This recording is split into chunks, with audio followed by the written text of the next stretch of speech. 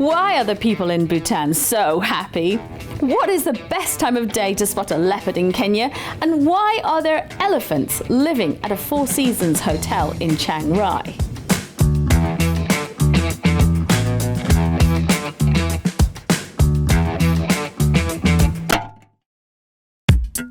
My name is Lorraine Simpson and I am passionate about travel. My obsession has taken me to 92 countries over the last 53 years, and I am now devoted to helping the travel industry recover in a post-pandemic world. I had to include my country of Britain, so let's meet Paul from VisitBritain.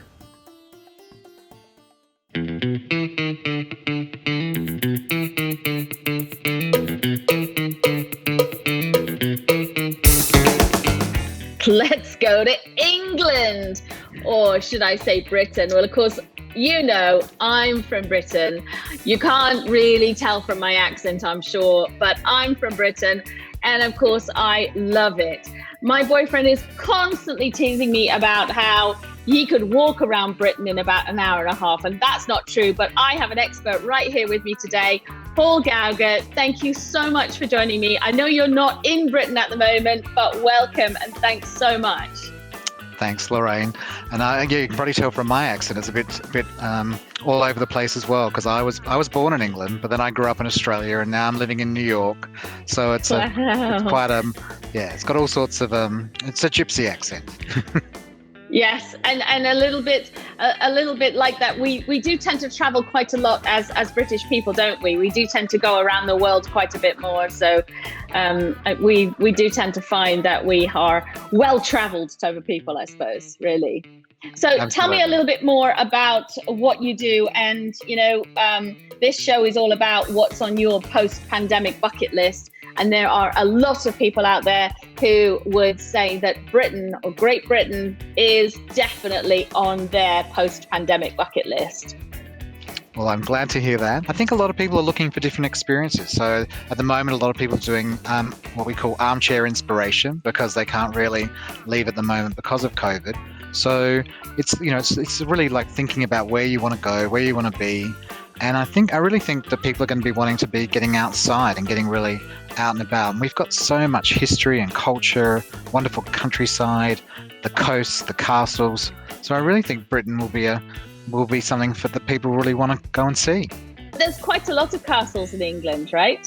And Wales and Scotland, of course. Yeah. Sorry. No, but there's no shortage of castles. In fact, I was lucky enough to stay in a castle. I was at Swinton Park in Yorkshire, up in northern Yorkshire, and it's just before the Yorkshire Moors National Park. And again, you really do feel that whole king of the castle, the queen of the manor, and a lot of people want that sort of like that luxury experience, that sort of very quintessentially British experience. So what about if you don't want to go into the castles, but you would like to go and look at the real countryside or the coast or something like that? What can we do? Well, I think that the big thing that's coming up soon is it's called the English Coastal Path, and it's going to be the longest coastal path in the world, and you can walk all around England. Not that I would be doing that in a day or something like that. I think it's going to take quite some time, because it's over 2,800 miles. They're spectacular coastal. Like one of my favourite areas is Dorset, which is and they call that the Jurassic Coast, because you can then see like spectacular cliff faces. You can also go fossil hunting and looking. Yeah. There's lots of it's great, good for the family, but gorgeous places to stay like Summer Lodge as well. And Summer Lodge is another lovely sort of little country house, but also country house hotel. But you can also stay in little cabins and cottages again there as well. So that's a lovely spot on the coast. Wales also have a coastal path as well. So I think that's the big thing. Everyone's like, as we're all trying to get healthy and walking's an easy way of doing that. It's like, why not go walking around Britain? Yes, of course, absolutely. So can we go to Britain at the moment? Well, you can go to Britain at the moment, but there is a quarantine. So so it's a 14-day quarantine for at the moment for people from Canada, from the US. So that's the challenge for some people. But we're watching this all the time to see what obviously once things change, Yep. we'll be the first out there to let you know that, welcome back, everyone come back to Britain. We're all missing you. What would be on your Great Britain bucket list? If you were to go there now, what would you be most looking forward to see in England, Ireland, Scotland or Wales? Obviously London is the jewel of the crown for a lot of people. They want to go to London, but that's where I was saying there's so much more outside of London as well. So that's where, it depends whether it's up in Scotland. I love the Highlands, and I also love, there's a place called Loch Lomond, which is just outside of Glasgow, and that's, you've got all the lovely lochs in Scotland. You've got, and actually the one that, obviously the most famous for a lot of people is Loch Ness. So, Yes. I would Nessie, yes. Does he exist? Well, I think so, but I think so. I think so. But yet to be, I've yet to see. Is it him or a her? I've yet to see. I would like to think she's a her, isn't he? But who knows? Yeah. And so I think the Highlands are beautiful. So in Scotland, and I love Edinburgh as well, and Glasgow. And Edinburgh and Glasgow are so easy to get because only a 1 hour train, even a little bit less than that between the two. So you can do a tale of two cities. In Scotland, I've always wanted to go and do one of those tours of the whiskey distilleries. Not that I really drink it, but just because I think it's really fascinating. And apparently you can make your own whiskey. Is that right? Yes, you can make your own and they'll bottle it for you and then send it. That's really cool. That would be cool. a great souvenir, right? That's really cool. And now they're actually even, a lot of people think about gin as being English, but now the Scottish are now producing, I think they're even producing more gin than the English. So I always ask all of my guests the same question. What is on your post-pandemic bucket list? And I'm not talking about visiting Britain at the moment. Where would be on your post-pandemic bucket list?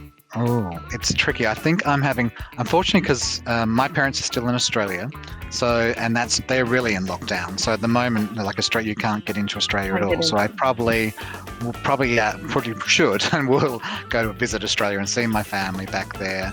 But I'm hanging out to go back to Britain, and I've got family there as well and friends. So I'm probably going to do both. I'm going to do Britain and Australia. Yes, I spoke to Air Canada yesterday because I'm doing a lot more of these broadcasts. But also, once lockdown is released, restrictions are lifted, should we say, I will be visiting in person again and filming it while we're there. And so I asked the Air Canada guy, where does he think the first place I should go to? And he said England. He said, go to London, because I'm, British and so it has a bit of a correlation and everything. So he was like, yes, show us your country. And I said, well, my grandparents were Blairs from Scotland. So I would have to do England and Scotland. And yeah, I would actually, I don't think I've been to Scotland since I was a child. And I met somebody from Scotland at IMAX. And he said to me, when you come to Scotland, we're going to have you a kilt made, but we're going to find out what's your proper clan and all of that. So I thought that was really cool. And I'm a big Outlander fan, huge Outlander fan. So I'll have to go and find some of that locations as well. From Canada to Kenya, Bhutan and Thailand, but we have barely scratched the surface of our post-pandemic bucket list. Join me next time when I will share with you many more exciting ideas for your next travel adventures.